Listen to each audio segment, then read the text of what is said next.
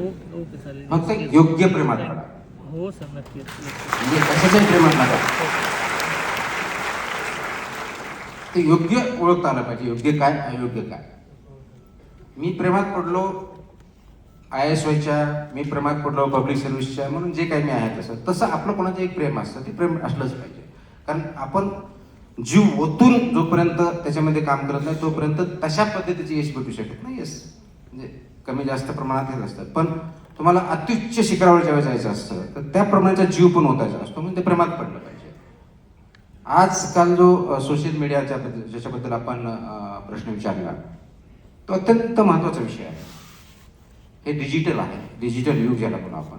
आणि जेनजी म्हणजे यांची बाय डेफिनेशन त्यांचा बर्थच डिजिटल युगात झालेला आहे. आणि त्याला डिजिटल हे नवीन नाही आहे, त्याचा जन्म झाला आहे, तेच खातात, तेच जगतात, त्याच्यावरतीच जगतात.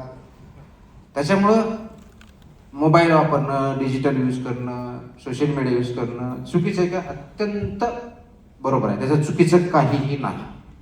कारण कोणत्याही गोष्टीचा एक्सेस हा चुकीचा असतो. कोणतंही ते इक्विपमेंट आहे, त्याचे मीन्स आहे, माध्यम आहे, त्याचा वापर गैरवापर करायचा वापर करायचा हा आपल्या हातात आहे. याच्यावरती एक स्टडी पण झालेला आहे की सर्वसाधारणपणे जनजीचा किंवा जे बेसिकली सोशल मीडियावर खूप जास्त ॲक्टिव्ह असतात तर त्याच्यावरती अटेन्शन स्पॅन हा 8 सेकंदाचा आहे. इंडियामधल्या मुलांमध्ये अटेन्शन स्पॅन हा 8 सेकंदाचा आहे. त्याच्यामुळे ते एखादी रील बघताना ते 8 सेकंदापेक्षा जास्त बघत नाहीत. 8 सेकंद झाले की पुढच्या होते जातात. क्लिक क्लिक म्हणजे ते मला पण आजकाल ते अंगठा वाटायला धड धड धड. त्या अंगठीने का अगोदर मी असं करायचो, मुलांनी सांगितलं असं नाही ते असं करायचं. तर ते म्हणजे आता अंगठे बहादर त्या काळास आपण असं म्हणायचो, आता हे अंगठे बहादर असे झालेले आहेत. कारण तो अंगठ्याचाच वापर होतो. प्रश्न तिथं नाही.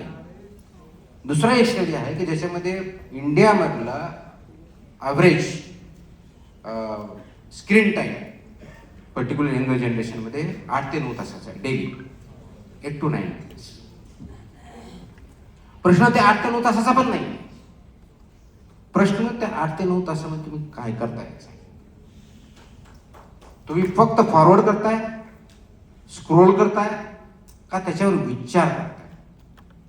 आपण जर बघितलं त्याची ते अल्गोरिदम लिहिलेलं आहे, ज्यांनी लिहिले त्यांना अगोदरच माहित होतं, म्हणून त्यांनी ते अल्गोरिदम तसं केलं. सिलिकॉन व्हॅली हे यांना याच्यामध्ये गुंफून ठेवायचं आहे, तसंच ते अल्गोरिदम आहे. काय की तुम्हाला आवडलं तुम्ही थांबता, जे नाही आवडलं लगेच बाजूला करता.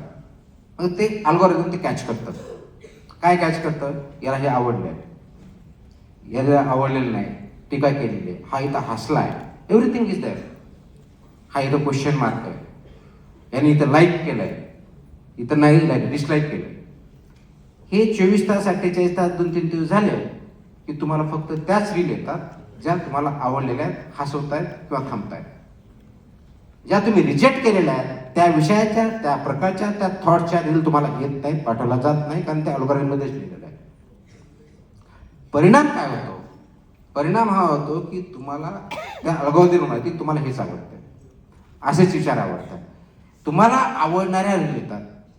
म्हणजे तुम्हाला तुमच्या विषयामध्ये गुंफून ठेवलं जे आवडते त्याच्यामध्ये, म्हणून तुम्ही ते कंटिन्यू करत राहता 8-8 तास, 9 तास, 4 तास, 5 तास, जेवढा वेळ असेल त्याच्यामध्ये.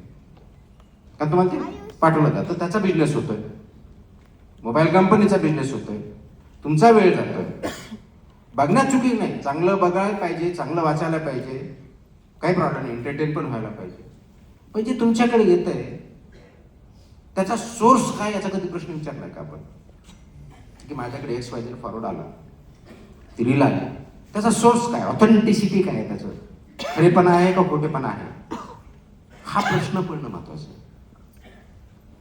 ते व्हेरीफाय 2-3 सोर्सेस कडून आपण करतो का फक्त ते आलंय म्हणून मान्य करतो? जर व्हेरीफाय केल्यानंतर योग्य वाटलं तर ती योग्य की अयोग्य ठरवतो का आपण? प्रश्न तिथे ते होताना दिसत नाही.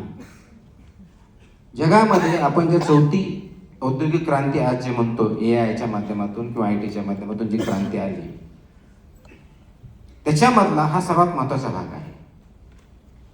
आणि आत्ता जे जगामध्ये आत्तापर्यंत इतिहास जर बघितला तर खूप मोठ्या प्रमाणात युद्ध झाले. आत्ताचं जे युद्ध चालू आहे ते विचारांचं युद्ध चालू आहे.